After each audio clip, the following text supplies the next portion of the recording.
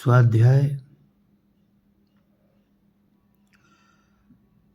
शारीरिक स्वास्थ्य के लिए प्राकृतिक चिकित्सा क्या व कैसे, महावीर प्रसाद पोद्दार की पुस्तक से।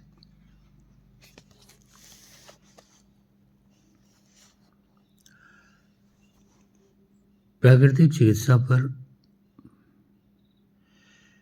हिंदी में एक पूरी पुस्तक लिखने की मेरी इच्छा बहुत दिनों से है। इसके लिए अंग्रेजी भाषा में उपलब्ध सैकड़ों पुस्तकें पढ़ी। 3 साल 1940 से 42 जेल में तो मेरे पास प्राकृतिक चिकित्सा संबंधी एक साधारण पुस्तकालय जैसा ही रहा। श्री घनश्याम दास जी विड़ला ने प्राकृतिक चिकित्सा की पुस्तकों का अपना संग्रह मुझे वहाँ भेज देने की कृपा की थी। जेल में से ही मैं 2 साल तक जीवन साहित्य का, जब वह प्राकृतिक चिकित्सा प्रधान पत्र था, संपादन भी करता रहा।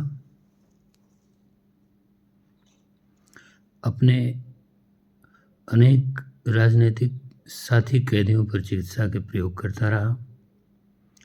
इसके लिए गोरखपुर जेल के तत्कालीन civil surgeon superintendent Shri Kakkar ने एक दिन मजाक में कहा कि आप प्रतिद्वंदी सरकार की भांति यहाँ प्रतिद्वंदी अस्पताल स्थापित करना चाहते हैं क्या? उस समय प्राकृतिक चिकित्सा पर एक पुस्तक लिखनी शुरू की थी।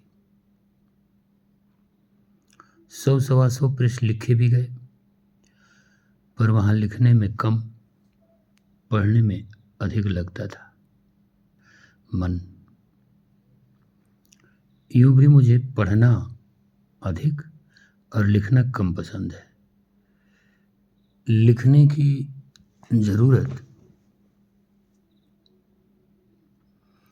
जान पढ़ने पर भी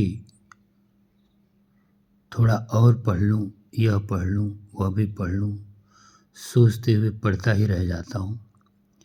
कुछ मित्र उलाहना भी देते हैं, अरे हमेशा जमा ही किए जाओगे कि कुछ खर्च भी करो भाई, यानी लिखो। पर शायद मेरी प्रकृति कंजूस है, स्वयं निकलता नहीं मुझसे, जबरदस्ती करनी पड़ती है मित्रों को निकलवाने में। कब्ज कारण और निवारण पुस्तक का यही हुआ। कुछ हिस्सा लिख कर रखा गया था। आए यशपाल जी, जीवन साहित्य के वर्तमान संपादक, उठाकर ले गए, प्रेस से कंपोज कराकर प्रूफ भेज दिए। लाचार होकर किताब मुझे पूरी करनी पड़ी। उसके प्रकाशन से उत्साहित होकर उन्होंने दूसरी किताब की मांग की। मैंने कहा, भाई मुझे कभी भयंकर कब्ज था, भुक्तभोगी था। मैं उसके बुरे परिणामों का प्राकृतिक चिकित्सा की बदौलत उससे मैंने छुटकारा पाया था, इसलिए उस पर लिखना तो उचित ही था। अब मुझे प्राकृतिक चिकित्सा का विशेष प्रत्यक्ष ज्ञान प्राप्त करने दीजिए, तब दूसरी किताब की उम्मीद कीजिए। जवाब मिला,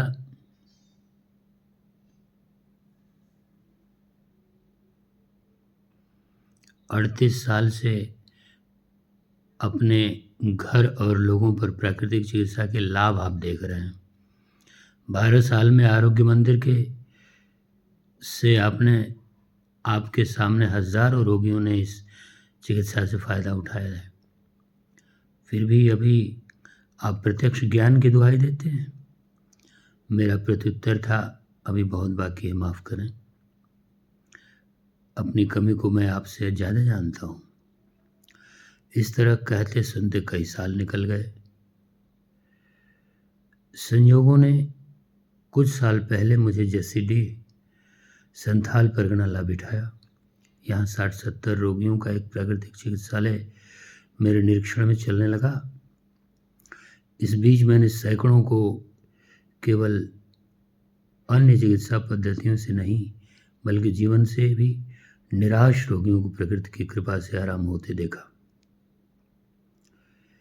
यह सब देख सुनकर प्राकृतिक चिकित्सा पर एक पूरी पुस्तक लिखने की इच्छा फिर जागी। लेकिन वही पुरानी आदत आड़े आई कि कुछ और पढ़ लूं।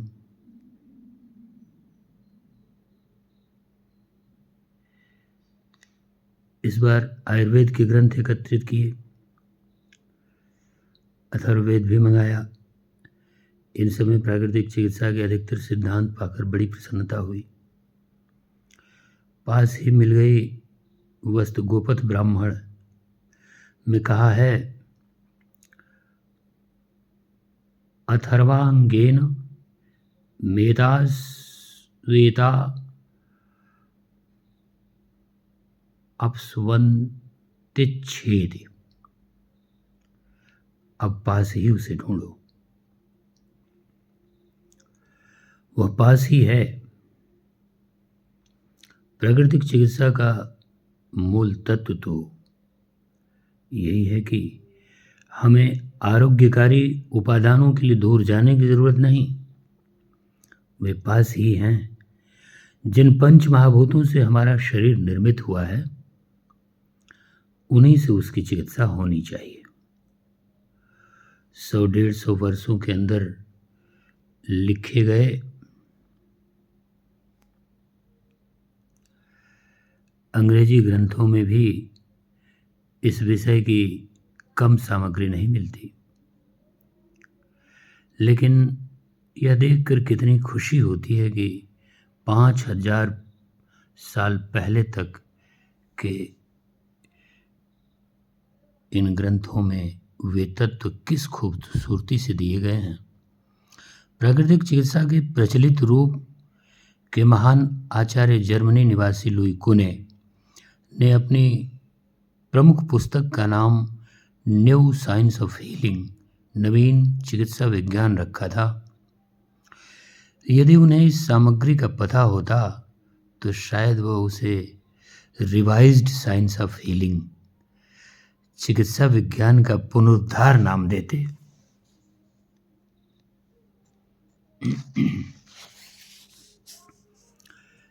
लेकिन लुई कुने ने अपनी किताबें पढ़कर नहीं लिखी थी, सब अनुभव के आधार पर लिखा था। जान पड़ता है लुई कुने ने बिना अनुभव के कुछ लिखने की हिम्मत नहीं की थी। उनकी जर्मन पुस्तक के पहले संस्करण 1891 के अंग्रेजी अनुवाद में धूप स्नान का जिक्र नहीं है।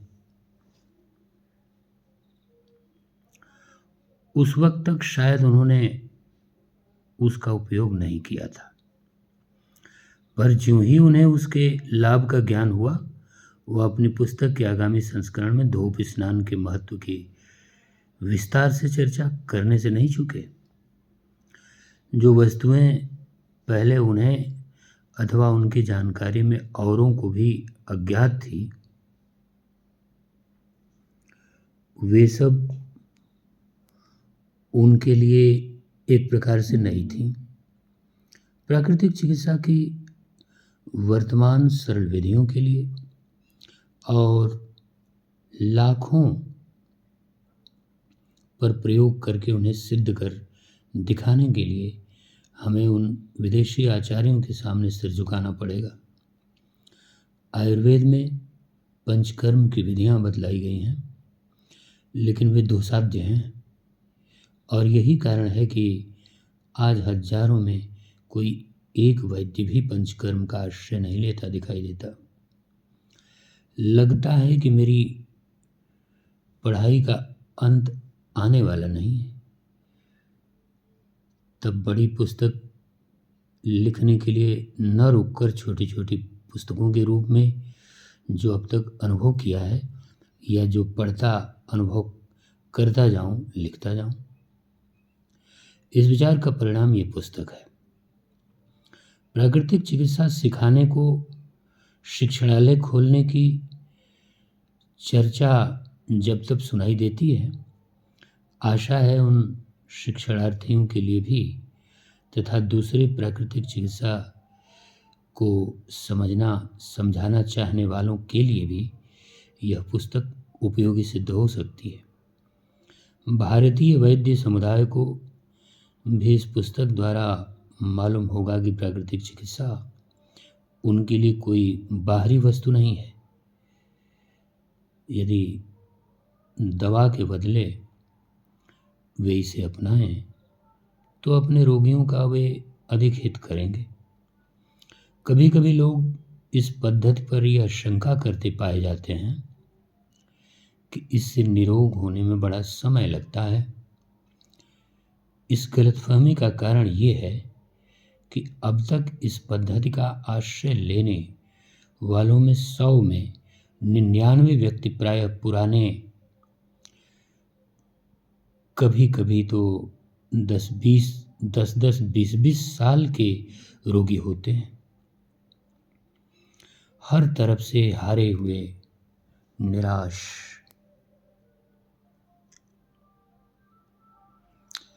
इनका सिर्फ 2-3 महीने की प्राकृतिक चिकित्सा से अच्छे हो जाना क्या देर का काम माना जाना चाहिए?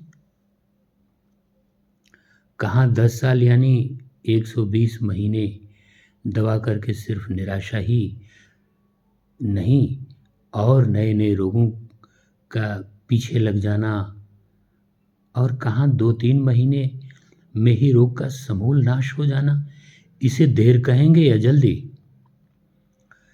साधारण रोग में या रोग के आरंभ में ही प्राकृतिक उपचार अपनाने से तो दिनों में रोग का निवारण होता है। इसके सैकड़ों उदाहरण मालूम है, सामने है। दूसरी नासमझी है कि प्राकृतिक चिकित्सा संयम बहुत मांगती है, पहले और पीछे भी। जिस चिकित्सा की बुनियाद ही यही है कि संयम के अभाव में ही रोग होते हैं, आहार विहार के असंतुलन में ही रोगों की जड़ है, उसके संयम की मांग करने में आश्चर्य क्या है? संसार में कोई भी अच्छा काम असंयमी होकर, असंतुलित और अराजक होकर सिद्ध नहीं हो सकता। तो अकेला स्वास्थ्य ही उसमें कैसे अपवाद हो सकता है? लेकिन संयम द्वारा अपना स्वास्थ्य सुधार कर बार बार अपने को स्वस्थ रखने वालों ने कभी इसकी शिकायत नहीं की कि उन्होंने कुछ खोया है।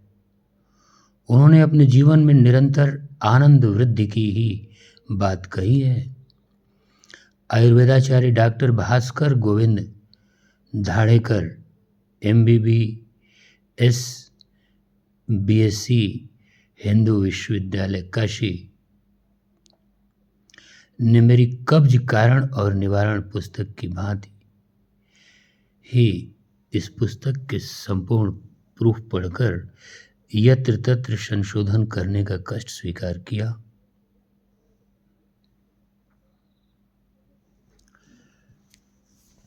इस कृपा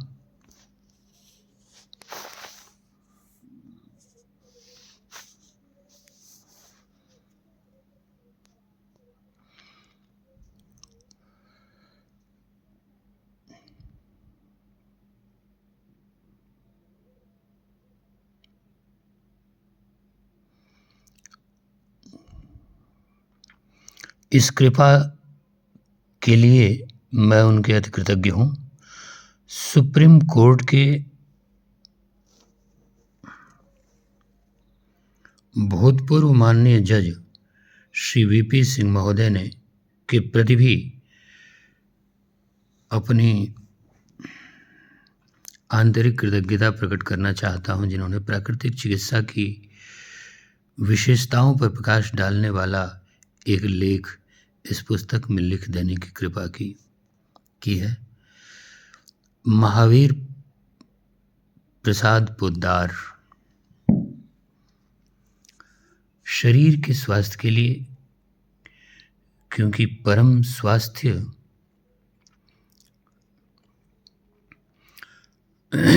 शरीर, मन, बुद्धि, हृदय सभी तलों पर सभी प्रकार के कष्टों, दुखों, पीड़ाओं का अभाव, शक्ति, चैतन्य, संवेदनशीलता, आनंद इत्यादि